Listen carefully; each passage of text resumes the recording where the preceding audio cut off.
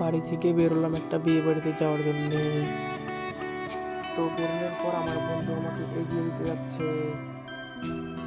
তারপর আর কি চেপে গেলাম টোটোতে, যেতে হবে আমাকে একা একা।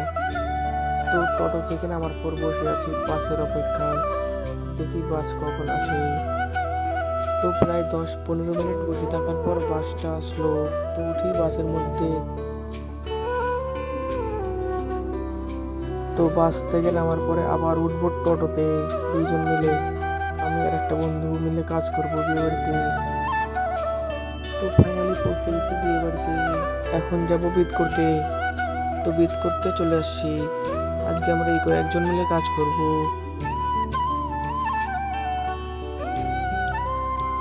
তো বিদ করা কমপ্লিট, এখন আসছি আমরা রুমে। এরপরে যাবো আমরা দিদির কিছু সিঙ্গেল শট নেওয়ার জন্য। তো দিদির রিভিউটা নেওয়া যাক।